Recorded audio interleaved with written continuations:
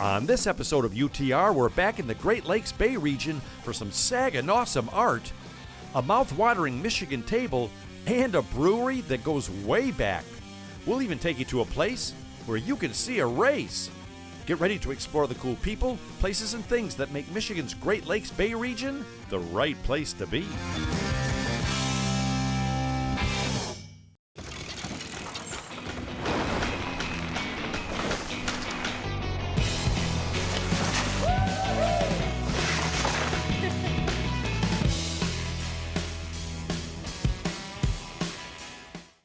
A visit to the Stalls Auto Collection will take you back to a time when cars were more than just a way to get around. A fantastic assortment of gas pumps, neon signs, and automated music machines dating back 150 years that must be seen and heard. Info at stallsauto.com.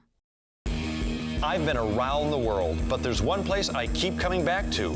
And the more I explore, the more I realize it's the place to be. I'm Tom Dalton, and this is Under the Radar, Michigan.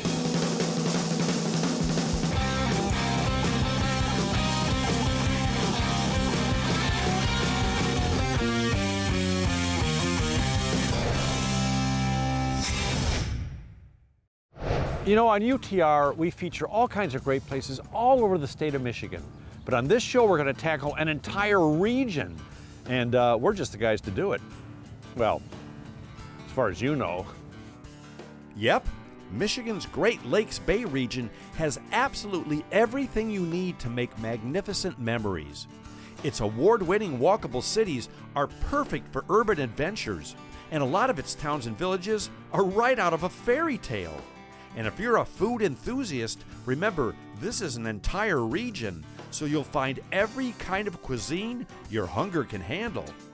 The Great Lakes Bay region is also full of striking natural beauty, awesome attractions, amazing art, history, education, and architecture. Believe me, we've been coming here for years on this show, and we know of what we speak. I mean, for example, where else can you glide through Michigan's Everglades, experience a genuine Japanese tea ceremony, board a real battleship, fly through the cosmos, walk through the trees, see 100 Santas, talk to the animals, see some of the best baseball ever, have Thanksgiving dinner any day of the year, spend some time with some tall ships, and even enjoy a beer and big chicken dinner in our own little Bavaria. Yep, this really cool region has it all, and all you have to do is go there. And speaking of there, here's where there is. The Great Lakes Bay region is an action-packed part of our great state, and it sits right at the base of Saginaw Bay on mighty Lake Huron. It's right in the palm of your hand, or mitten, that is. Well, get ready, because I'm getting back up on my soapbox again. There we go. Now, like I always say, art is the icing on the cake of life. Without it, we would... Wait, what? You can't see me now? Darn it! Well, just go ahead and go to the voiceover. Well, not to sound like a broken record, but the guy whose face is out of frame is absolutely right. Art makes you think, feel, reflect, and wonder. And if you're wondering where you can experience some community-driven Saginaw art, the city of Saginaw is a sensational place to start. So I took the artful approach and arranged an audience with Jamie Forbes and John Vasquez about their great mural project. I have to warn you, I might start to sing, because when it comes to mural art in major cities like this, you're preaching to the choir. Because I absolutely love, how often can you look at a big brick wall and makes you think, feel, it teaches you something, it makes you stop and think. That's the goal. How do you even do this? Lots of hard work. Yeah, but Lots of practice, I should say. Well, you guys are doing the Great Mural Project, correct? Yeah, so I'm a part of the Great Mural Project. We are a group of non-artists that want to raise money and organize public art in our community. We started in 2018, and we've installed 42 murals and hired 73 artists during that time to do what they do best, which is make our city more beautiful. Yeah, and speaking of artists, you are one of them. I am. It's always amazed me that you can keep the perspective and everything as it should be, painting something this large. How do you even do that? Technology helps. We use a lot of iPads, iPhones, and guide systems. So in the past, people would use a grid system. Nowadays, we're kind of updating that and using more of like a scribble system. Scribbling all over the wall, overlaying the reference, and point by point. Yeah, how long have you been doing mural art? 4 years now, full-time kind of thing. Yeah. Yeah, but we're certainly not the first people to be doing this. There's been tons of public art in Saginaw for a long time. And we see just recently with the Shine Bright mural, for example, that public art just keeps continuing to grow in Saginaw, and I hope that we can continue to build a reputation for being a place that has beautiful public art that all of our neighbors can access. For sure. Yeah, I mean, right now there's such a great artistic forward energy about Saginaw. Renaissance. Yeah, about Saginaw that I absolutely love. So where can people get more information about your art, about what you guys are doing? Instagram, John Wolf Paints, John Wolf Tattoos, Great Mural Project Facebook. Yeah, so probably the best place to learn about Great Mural Project is our Facebook page. Also, the Old Town Saginaw Art Park is a great place to learn about Showdown, which will be coming up in September. Well, I truly thank and admire people like you, so put it in there. Come on, and blow it up. Well, before we part from the subject of art, there was one more monumental mural I wanted to mention, and that's the Shine Bright Saginaw Mural Project, where they've turned a blighted silo complex into one of America's greatest public works of art.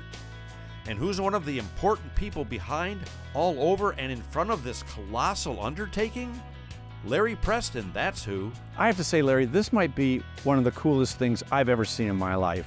How did you guys take a blighted silo area and turn it into an international art destination? Well, it's really an interesting story. My co-organizer, Mark Flagenheimer, went to school down in Indiana at DePaul, and he was going back to speak there. And as he was going over the river, he realized down there they had painted the silos. And he said it completely changed the whole feel of the campus. So he came back and said, "What do you think of us doing something like that here?"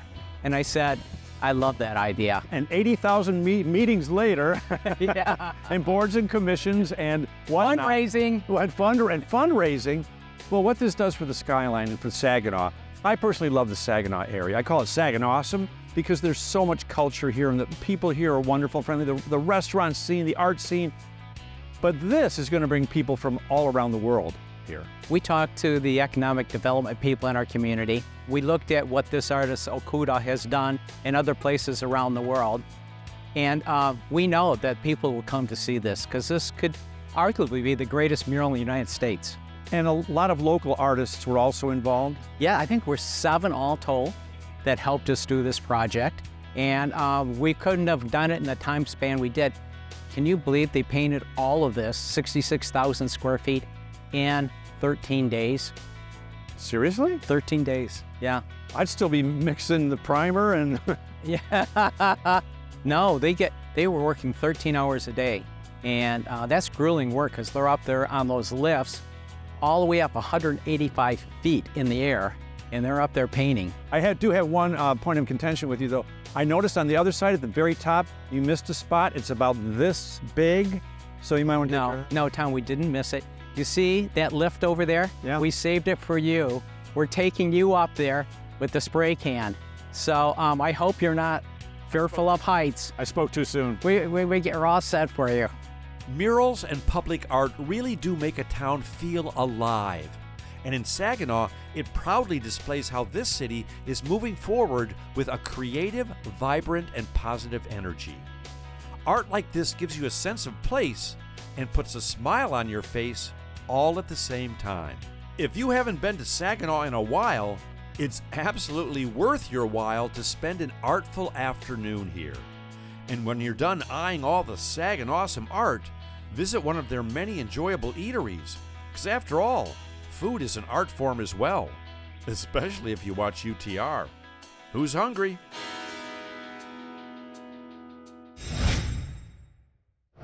Well, right now I'd like to invite you to dine at my table, except I'm not talking about the table at my house because my cooking remains pretty mediocre. What I am talking about is a restaurant right here in Bay City that, well, kind of belongs to all of us. And luckily, I'm starved. Food. That's right. My Table is a cool and eclectic eatery that celebrates all that is Michigan, including the menu, the potent potables, and even many of the amenities that make up its awesome atmosphere. The food is seasonal, hyper-local, and most of the art, artifacts, and furnishings are made with Michigan materials and monumental memories. But before I partake in this astonishing establishment's bill of fare, I thought it wise to quell my culinary curiosity with owner Amberlyn Hales.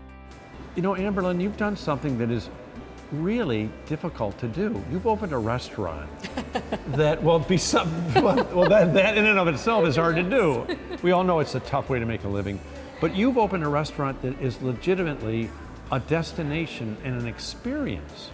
I mean, to come here, you're not just going out to dinner, it's, like I said, it's an experience. Yes. Now, did you always want to be in the restaurant business, or are you just, No. I read that you're a professed nerd who loves food. Yes.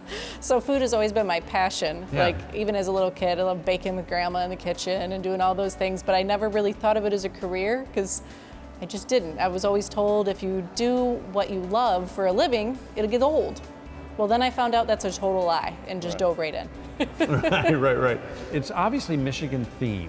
Yes. I mean, you've got this one table. Tell me about this table behind us. It's a part of the Mackinac Bridge. Yes, so every so often they auction off a grate from the bridge because they have to replace it and repair it. Right. So I bought a slab and reached out to a fabricator and was like, hey, I'll give you part of this grate if you make a table out of it for me.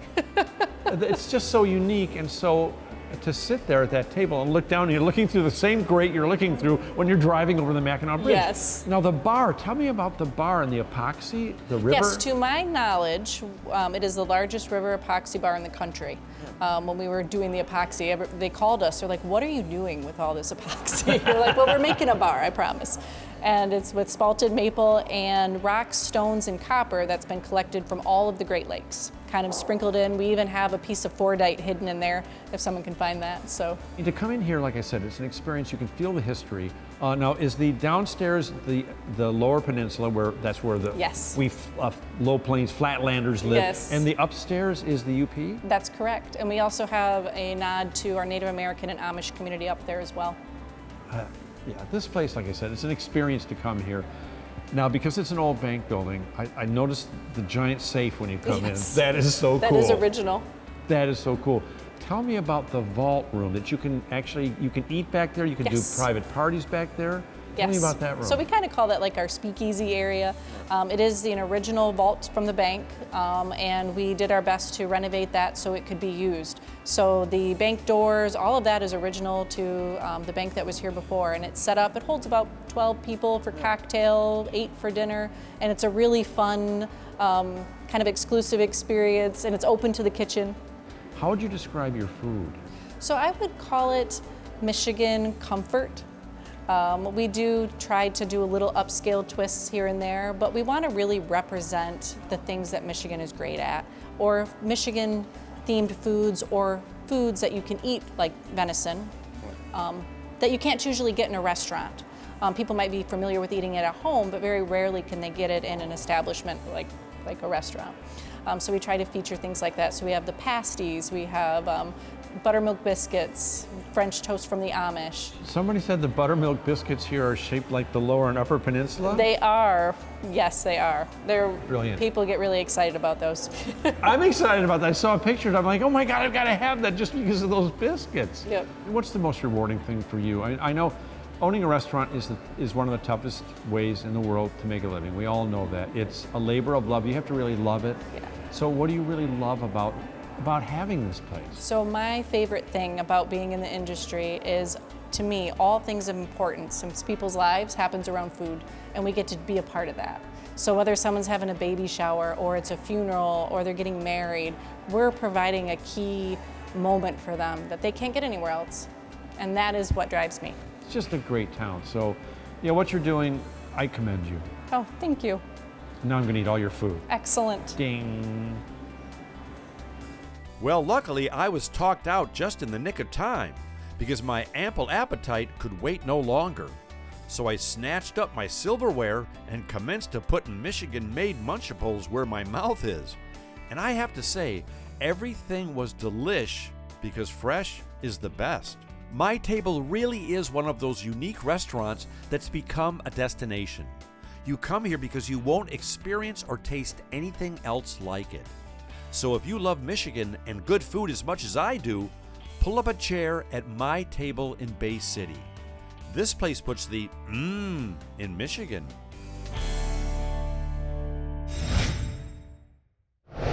You know, I find beer always tastes better when it has a bit of a backstory. And we found a brewery in Midland that boasts one of the best. It all started way back in 1933 when Michigan was the first state to ratify the 21st Amendment to the Constitution and repeal Prohibition. Bonus. So in 1935, the Midland Brewing Company rolled up its barrels and started fermenting some of Michigan's finest. Now, to find out more and to help me pick out the right brew for you-know-who, I sat down for a satisfying and soon-to-be sudsy sit-down with Dave Kepler. Well, Dave, before we even get to the fact that you have the Disneyland of breweries here, I'm blown away. I'm speechless, but I'm going to keep talking anyway. Give me a sense of the history of Midland Brewing Company. This started way, way back, right?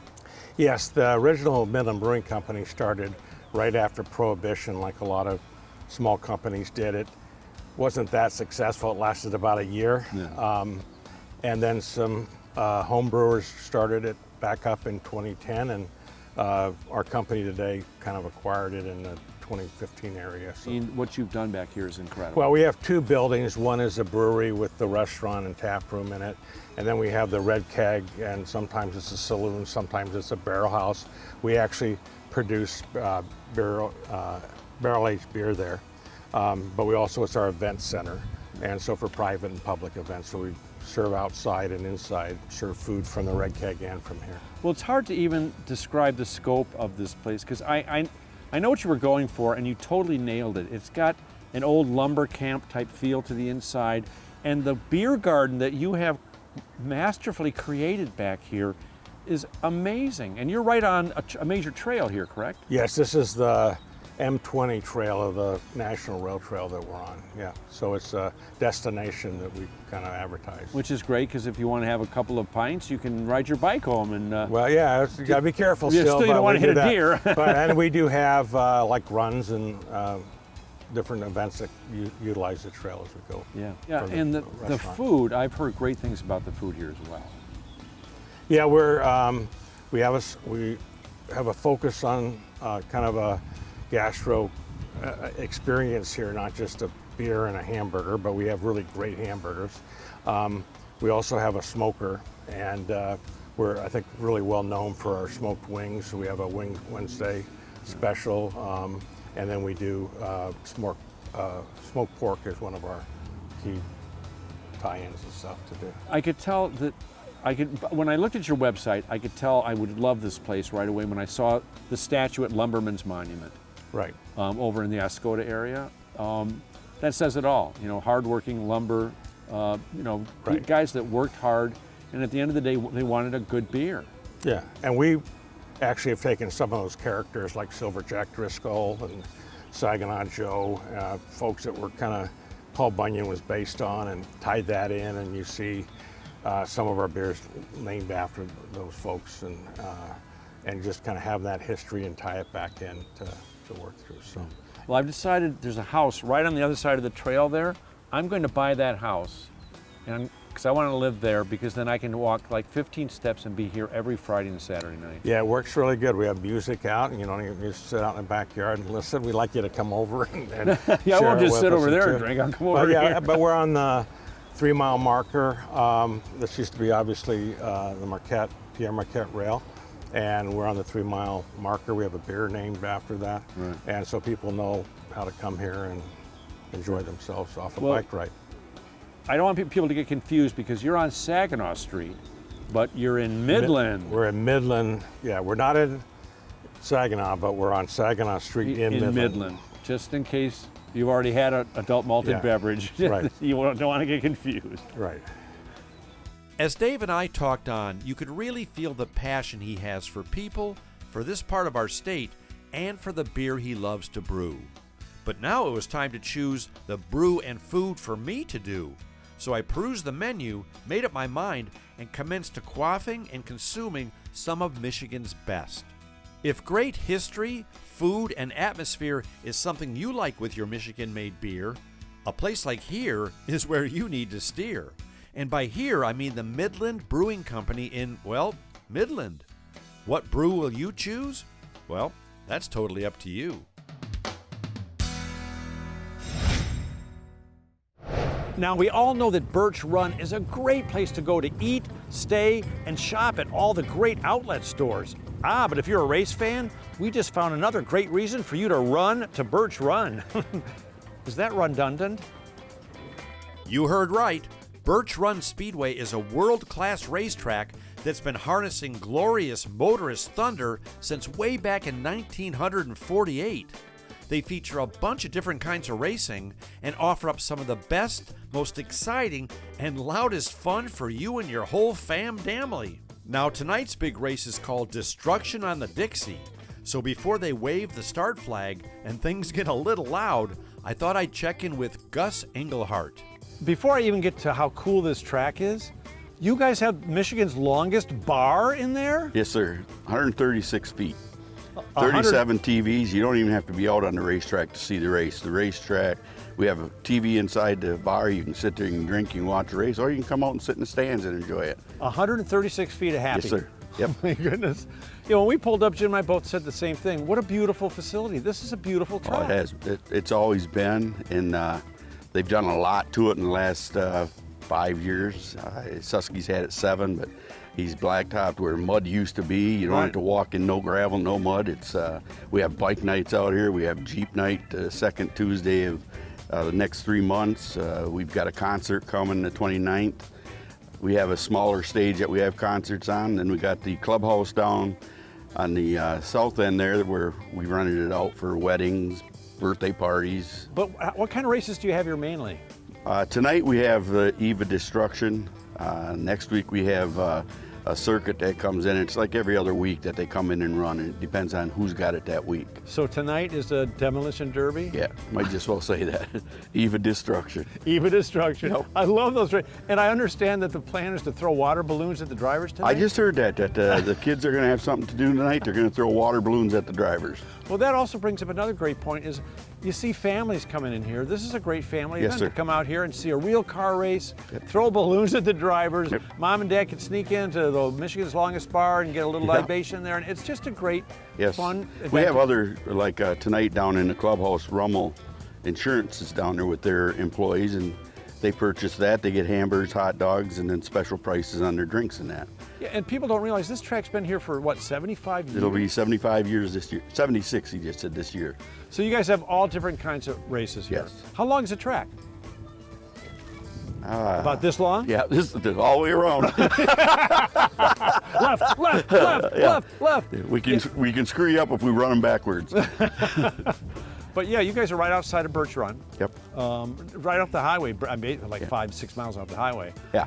Yeah, I mean, this, like I said, when Jim and I pulled in here, we're like, wow, this is a major track. This is a really nice facility. I think it was just last year that we started, if it wasn't last year, it was 1 year before that we started getting a little bit of recognition off NASCAR.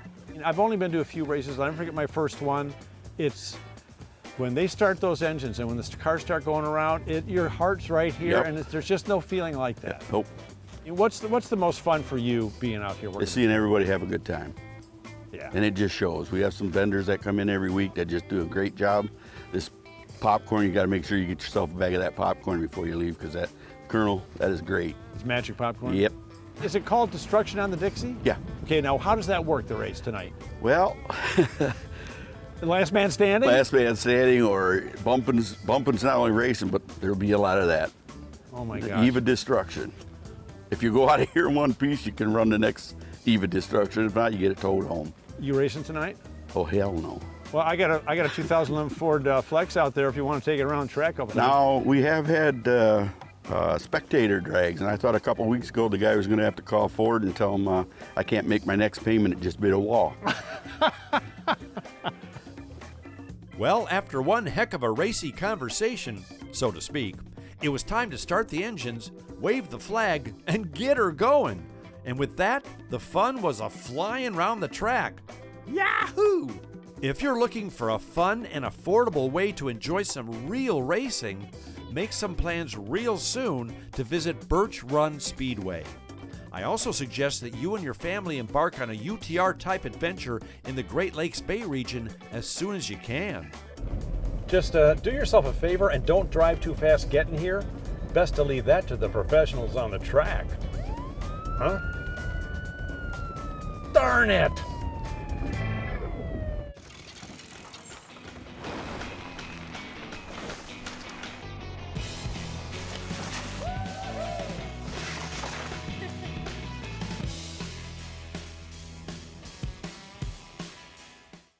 A visit to the Stalls Auto Collection will take you back to a time when cars were more than just a way to get around. A fantastic assortment of gas pumps, neon signs, and automated music machines dating back 150 years that must be seen and heard. Info at stallsauto.com.